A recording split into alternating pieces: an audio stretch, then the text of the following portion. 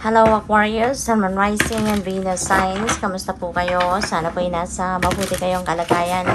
Welcome back po sa Star Tarot. At kung bago kayo dito, welcome din po kayo. Please subscribe, like, share my videos, and leave me a comment po kung nakaresonate kayo. Thank you. So, first message po ni Aquarius, we have Dove Spirit, be peace.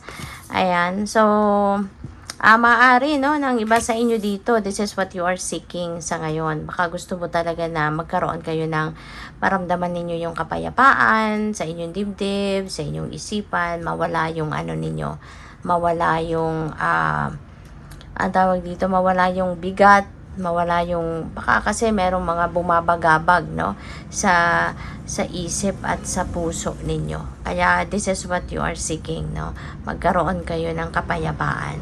And maaari na mararamdaman mo din yan, makukuha mo din yung kapayapaan na yan kasi tutulungan ka ng universe, no? Tutulungan ka ng universe na maging magaan ang bit-bit mo sa sarili mo, sa puso mo, sa isip mo. Maaari din kasi na talagang siguro nagdadasal kayo, maaaring you're asking for help now from the divine, nagpapatulong kayo sa inyong mga guardian angels, at kaya magiging tutulungan ka, no, na maging magaan ang inyong pakiramdam. Merong message sa inyo dito yung Hawk Spirit, 'di ba? Let Spirit be your guide, no? So i-allow mo daw, no, ang Panginoon, 'di ba? Na yun ang maging siya yung maging gabay mo sa lahat ng ito na mga nangyayari sa buhay mo. Kasi po pwede talaga, no, na meron kayong mga obstacles na pinagdadaanan. Sabi dito, overcome any obstacle, 'di ba? So most likely Aquarius, merong mga obstacles or challenging situations na pinagdadaanan ng iba sa inyo. Kaya maaaring yun ang bumabagabag sa isip mo, sa damdamin mo, and surrender it to God, no? Surrender kung ano man yung bigat na yan na nahihirapan kayo, isurrender mo na yan sa universe. Lift it all up to the universe, to God, no? Para nang sa gayon matulungan kang maging magaan ang inyong pakiramdam. Tutulungan ka na maisipan mo kung ano ang dapat mong gawin. Malagpasan mo kung ano man ang mga obstacle na yan, no?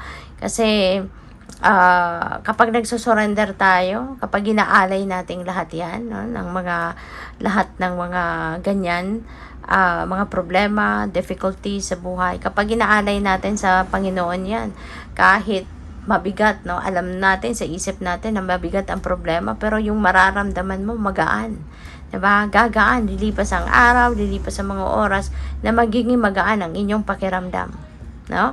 Kasi nandiyan dyan ang God, nandiyan ang Spirit, ang God, ang universe, no, para sa iyo, no? Tinutulungan ka na magkaroon ka ng kapayapaan sa dibdib kahit papaano despite the problems, diba? Kaya mas magandang sinusurrender natin ang lahat, no, sa Panginoon para lahat ng yan matulungan tayo, no? Lahat ng yan, diba? May kasama tayo sa pagbitbit, no, ng bigat sa buhay natin. At meron tayong gabay patungo sa kung ano or papaano natin masusolusyonan ang mga yan. So what else? We have birth, rebirth, no? May pagbabago dito. So this is really beautiful kasi mabibigyan mo ng bagong tawag dito, bagong mukha. Kumbaga, ang buhay ninyo, magkakaroon ng bagong bihis, diba? So, there is, kapag may rebirth, diba, there is change. May mga i-release ka, may mga bagay, mga nararamdaman, mga iniisip ninyo na sa tingin ninyo, pangpahirap na lang yan sa buhay mo, i-let go mo na yan. Ipa-purge mo na yan, diba? Kaya, magkakaroon dito ng magandang pagbabago sa buhay mo. Maaaring mabago yung perspektibo mo sa buhay, pwedeng mabago dito yung pananaw mo, maaaring mabago dito yung pagtingin mo sa mga bagay-bagay, perception, yung mga ganon, no? Pwedeng along those lines dito yung magbabago. So we also have the frog, cleaning house, releasing emotional baggage, you know. So pwedeng yung emotional baggage na to, ito yon, no? Yung mga yung nagpapabigat, no, ng pakiramdam ninyo. At ano man ang naging dahilan yan, at least sa ngayon, 'di ba? Handa ka nang i-release yan. Handa ka nang kumawala, no, sa kung ano man ang bumabagabag sa inyong dibdib. Maaring yan na ang maiisip ninyo. Maaring you will be guided towards doing that na, 'di ba? Na i-release mo na yan kasi hindi naman yan makakatulong na sa'yo. I-release mo na yan dahil hindi naman na yan makakabuti, no, ng inyong sitwasyon. Kaya maaring ngayon unti-unti malilinawan na ang inyong isipan na ito na yung dapat ninyong gawin. You know, and you are going to purge whatever emotional baggage there is na nandiyan pa sa loob ninyo. And parte yan, ano, ng pag-declutter ninyo, ng buhay ninyo, ng sarili ninyo.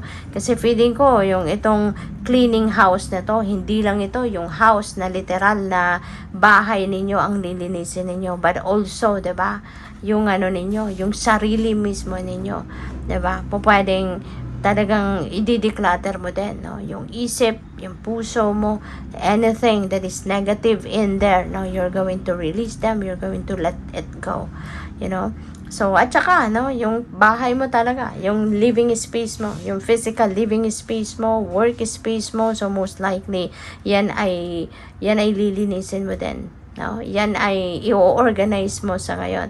Kasi, totoo, diba? Kung ano nakikita ng mata natin, ang laki ng ng epekto niyan sa psychological aspect natin. At maaring yan ang maaring unang-unang gagawin din ninyo na in order for you to have a peaceful mind, a peaceful heart, 'di ba? Kailangan organisado din na makikita mo maayos, hindi makalat, 'di ba?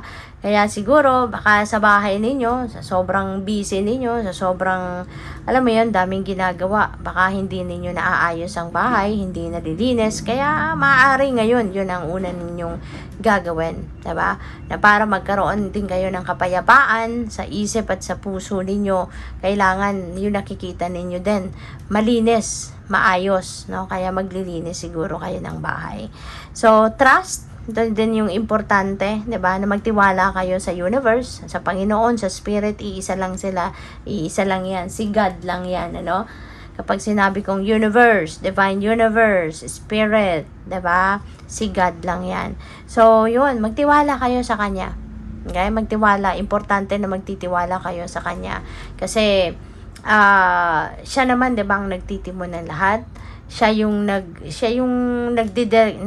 ang tawag dito, nagbibigay ng direction sa atin, 'di ba? Kung ano makakabuti sa atin, ano yung best para sa atin, 'di ba? Kaya magtiwala tayo sa kanya.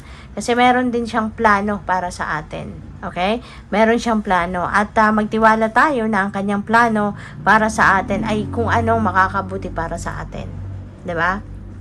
So, tignan natin kung ano pa ang mga ganap dito for some of you.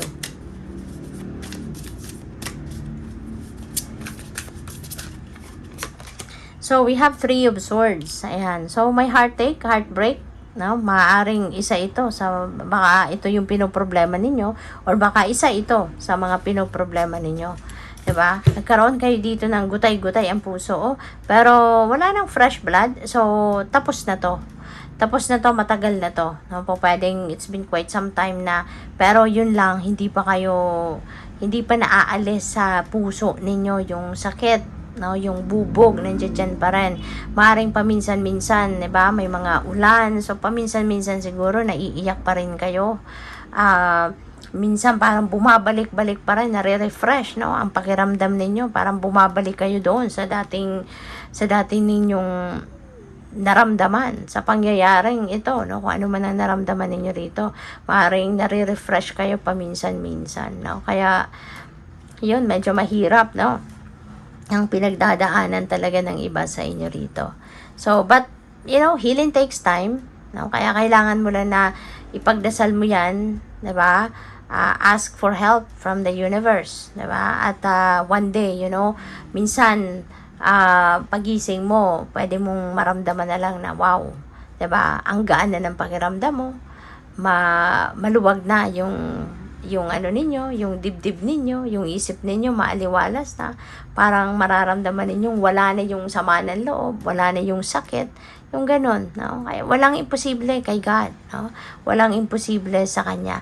Kapag inaalay natin ang lahat sa Kanya, lalo-lalo na mga mabigat na nararanasan natin sa buhay, nararamdaman natin, expect, no, that God will help you, God will rescue you, at isang araw mararamdaman mo na lang, ay, solved na ang problema ko. So, what else? Kaya kailangan magtiwala ka sa Kanya. So, we have 4 of Swords. Ayan. So, magpahinga ka, Aquarius. Kailangan mo lang dito siguro ng time out. Okay? Kailangan mong magpahinga, step back ka muna, no? Sa kung ano man itong mga bumabagabag sa'yo, ano man yung mga nagpapa-stress sa'yo, ano man yung mga alam mo yun, kasi pa pwedeng physically exhausted ka na din physically pagod ka na din, o pwedeng dagdag pa dito yung trabaho mo siguro is physically demanding na trabaho, kaya aside from sa isip pagod na, yung puso mo pagod na, katawan mo pagod din, diba? So kailangan mo ng pahinga, okay? Kailangan mo ng pahinga, kasi kung ang isip mo pagod, kahit walang ginagawa ang katawan mo, mapapagod, madadamay din siya. Lalong-lalo na kung lahat na lang, 'di ba? Pagod, na-stress ng katawan mo, stress pa yung isip mo, damdamin mo, 'di ba? So paano ka na lang magfa-function, 'di ba? Ng 100% na mabuti, 'di ba? Kaya kailangan, no, tao lang tayo, may kapaguran din tayo. Aquarius. Kaya ibigay mo na yan sa sarili mo, ibalato mo yan, kahit konting pahinga, ipagpahinga mo yung katawan mo. At importante ang tulog, no? Importante ang tulog kasi during sleep, that's when our body repairs, 'di ba? During sleep, diyan bumabawi ang katawan natin. Diyan bumabawi yung natin, yung cells sa katawan natin. Diyan nagre-repair, diyan inaayos ng katawan natin, no? Sa pagtulog tayo. At saka kapag makatulog ka, kahit papaano, mare-refresh din ang isip mo, no? Kaya kailangan mo 'yan. So, what else? We have the Fool. Ayan, so maganda 'to kasi yung rebirth na to, talagang magtutuloy-tuloy yan. We have Fool. Matututo ka din ngayon na sumabak na, no, sa mga uncharted territory. Matututo ka na din sa ngayon. Siguro marirealize mo that it's about time na din, para sumubok ng mga bagong sitwasyon. Hindi ka na lang ngayon magsasettle sa kung ano yung komportable ka lang, kung saan lang yung nakasanayan mo na. Hindi ka na lang magsasettle sa ganyan, You are going to try ngayon, 'di ba? You're going to try to do something, no, na kung saan ka mag-grow, saan ka magta-thrive, 'di ba? Although bagong-bago ito para sa iyo, maglalakas ng loob ka na din, no, na subukan ito. And that is part of your growth, no? So congrats. Thank you for watching. Love and light. Namaste.